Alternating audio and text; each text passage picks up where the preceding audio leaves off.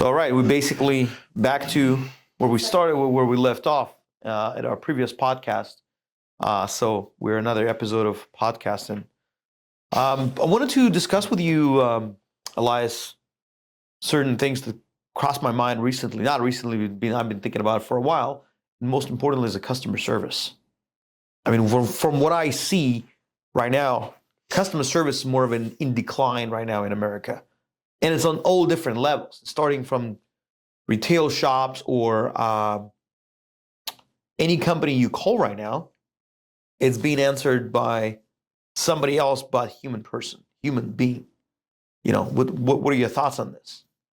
I mean, I agree that customer service has declined, you know. Yeah. But I mean, my experience is when I go speak to certain business, it's actually lack thereof speaking to a human. Yeah.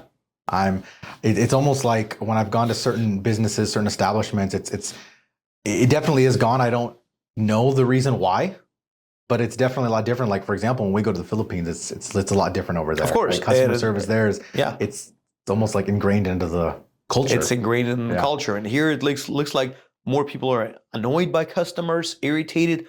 I mean, I frankly think this whole crap started with COVID, where people were working from home, and the mentality or the mindset that was instilled in the employees: you're essential, you're heroes, customers are not your priority. Your priority is basically be you right there. So the whole mentality kind of transformed the culture of the businesses in America, where businesses, or employees rather, think they can dictate their terms, in an essence, not the other way around. Used to be all the time in America, customer is always right, but not so much right now, unfortunately. And I think our the value we bring to the businesses is like we bring you customer service back to your company at a fraction of the cost what you would pay somebody, like to be that professional. Because again, the Filipinos, as you know, as you just said, have a great customer service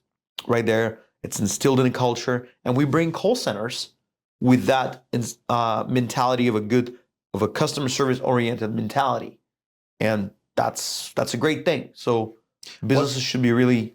What do you think would be? I guess what do you think would be the negative impact? I mean, from what you've seen, because obviously I agree that there's been a decline in customer service here. I mean, just recently, I think anyone who says that it's not, they need to open up their eyes. It's definitely changed. There's been a shift. It did, and. Yeah. So my question is, like, I don't know, with your own personal experience, what are your thoughts on it? And like, how do you feel like it changes the overall customer experience? Well, customers don't want to even frequent those establishments or those companies. I mean, overall, I think in the long term, businesses will lose customers because, again, customers come back to a certain business. Let's say, why I'm going to ABC coffee shop? Because I have my friend Bob there pouring my coffee. He knows me by name. He knows what I like. He can chat with me. That kind of a thing in itself creates character for the company, and customers love that feel, I guess. What are your thoughts on this? Yeah, and it's not even just customer experience, but like when we talk about the overall customer experience, right? I just spoke with a friend of mine recently. Okay, he wanted some advice, a business he's working on, and he was working with coffee shops, with different businesses. And one of the things I kind of explained to him, you know, when you're talking about, I mean, even marketing or sales overall, right? When it's sales, we talked about in the previous podcast, it's like, you know, when people say you can sell anything. Okay, well, you can sell anything if you actually have something good to sell. There's got to be a reason why someone would want to buy your product or service versus your competitors. So when we talk about even marketing, which I'm going to talk about how marketing, customer experience is all part of the customer journey. If we have different businesses and they're all offering the same product and they're all the same price, right? Why would people maybe it's pick the same, one over the other? Maybe they're all the same aesthetics when you walk in, same price, everything. What is going to differentiate you from your competition? If I can go buy an expensive cup of coffee, gourmet coffee, I mean, which is what I like, why am I going to this coffee shop versus this coffee shop if they're both virtually the same thing? 100%. What is my customer experience? Am I going to go in? Is it going to be the communication I have with their employees, right? And that's where the customer service can be. I mean, like if there's two coffee shops, but one, the people there, you can tell they really just don't want to be there. Versus going to one where it's a little bit more pleasant, or maybe I go to one and the establishment is not, the most aesthetically pleasing as it before. What is bringing me back as a customer? Exactly, and that's really pretty much hit on the nail right there. And for example, I always bring this example: Louis Vuitton and other brands, other like no-name retailers. Okay, the product is almost identical, like it's a purse, it's shoes, whatever. Why do people choose to go to Louis Vuitton and pay premium versus buying the same thing, even sometimes same brand at a different location, at a different retail store? It's the experience that they actually, Louis Vuitton brings. When you walk in there, you immediately feel like you are a royalty. You immediately feel welcomed. They give you water. If you shop, they offer champagne. When you pick something, they take your payment right there. They take the item back. They pack it. They pack it so nicely. It almost looks like a gift, like a Christmas gift. So the whole box is packed. It's got everything, nice little, like a plastic bag or whatever to carry. But the whole experience overall is it's thought out to the details that you actually enjoy your time spending there. It's not about the item itself that you just purchased. It's about the experience. So it's a Louis Vuitton experience. It's the luxury. I mean, you're paying for the experience, as you just said. Exactly. The luxury. So my question is, for businesses that can't be at the same level as Louis Vuitton, would you agree with me that customer service is the least? I guess what I'm trying to say is, excuse me, I don't want to trip over myself. Customer service should be the minimum that you are offering to enhance the overall customer journey. Of course. And what's more important, customer service is not expensive. Exactly. It's free. Yeah. It's actually free. A smile is free. Nice chat is free. Asking how your day is free. It's actually listening to your customer. It doesn't cost you extra. So again, why do we see a decline in a customer service overall where it doesn't cost the employer to actually provide it nothing extra? It's basically comes down to the company culture and the mindset of the employees.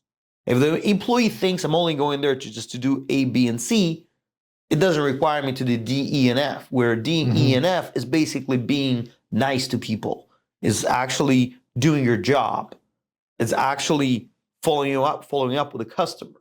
That's why I'm very actually glad you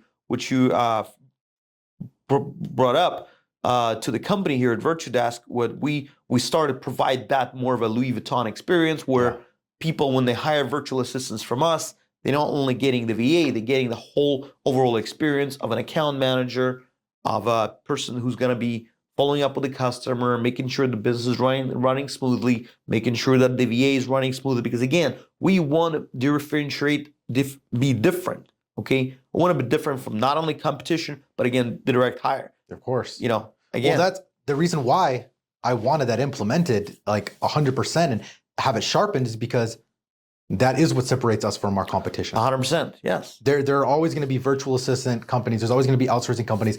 But why do we call ourselves a premier virtual assistant company?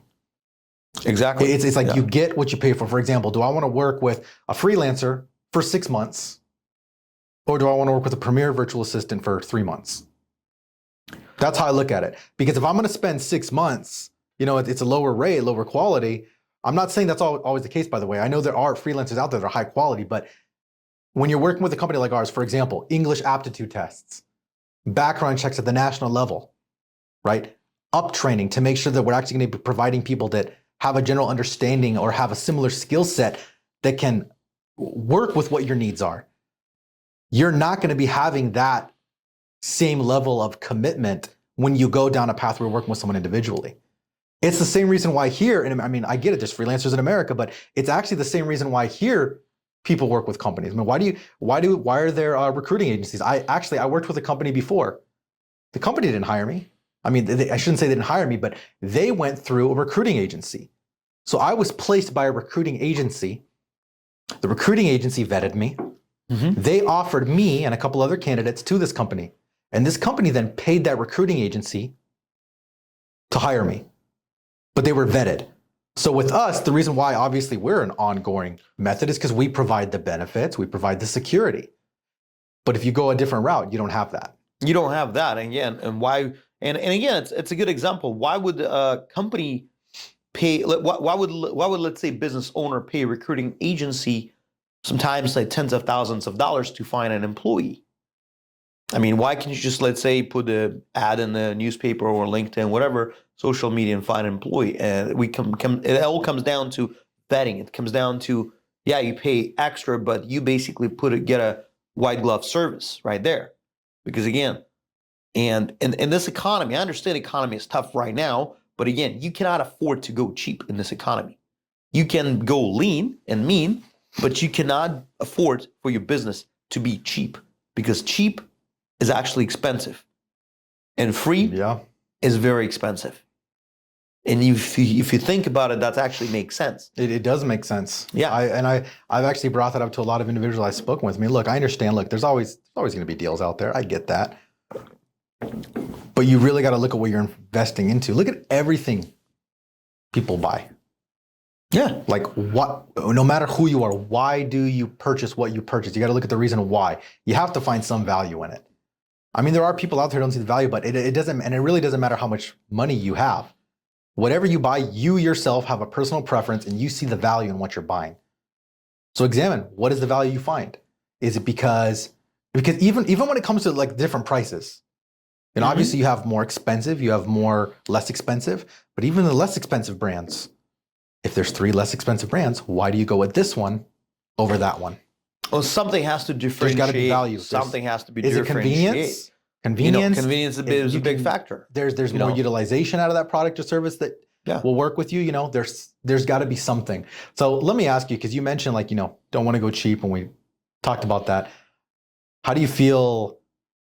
Because we talked about how we actually put a lot of time and effort into vetting for our clients. Yeah. And that's something that a lot of individuals don't look at. Because like, for example, if you go through a hiring agency in the United States, there's going to be rules here. Hey, you can't directly hire this person that the hiring agency found, because they took the time to vet through these employees and everything. Oh, yeah. So when we get individuals who poach team members, it happens. Do people actually think about it? And everyone says, well, no, we're wrong. No, we provide, you can talk about this a little bit more honestly, but when people don't understand the fact that we've gone through the process of the hiring, the training, the vetting, what are your thoughts on that? Well, I mean, it's understandable. Everybody wants to save a buck. And yeah, you don't want to invest up front a lot of money into doing vetting, but you basically rely on somebody else to do it for you. So Virtudesk went in, recruited those people, vetted those people, verified their references, verified their backgrounds, experiences, trained them, made sure that they have all the equipment necessary to do the work for you. And once everything was done in the back end for you, and you just basically come in and say, hey, you know what? I'd rather just poach this person, have this person work for me directly, bypass Virtudesk. You're just trying to devalue our service. Yeah. You just basically devaluing what we've done for you so you can have a very quality employee right there, okay? So when it happens and you're trying to screw us, we do find out about it. And I never publicly spoken about it, but I do right now. That's why I brought it up. We do catch people very frequently, and if you think of doing it, you're a customer, and if you think of doing this, don't do it. Because again, we do find out, and we have all of our available tools at our disposal to go after you and to hold you accountable. We have legal department, we have investigation department. We're looking into things. Technology is helping us, and frankly, we just got a more experience in this, and there's easier solution for that. Let's say if you hired a virtual assistant from Virtudesk from us, you love this person's working out great for you. You decide to save a few bucks, have this person work for you directly. Understood. However, I'll talk about pros and cons about that. You can approach us and pay the negotiated payroll transfer, where we release the contract of this person. This person goes, works for you directly. If you do it the right way. If you do it the right way. However, There are also, it looks good at first. However, there could be cons of this situation. First of all, when this person is released from Virtudesk, this person is your responsibility. So how you manage this person, including not only check-ins or paying the salary, how you actually handling the health insurance benefits, retirement benefits of this person, all of which you basically didn't want to do at first is on you right now. Okay, because again, this person expects to be paid, to be Correct. compensated, expects that you provide fringe benefits as well, which you probably haven't thought about it because Virtudesk has been providing it for this employee. Okay, so also, let's say this person decides to resign, shift gears, switch careers, whatever. You're back to square one, and you're out of employee you just bought out the contract for.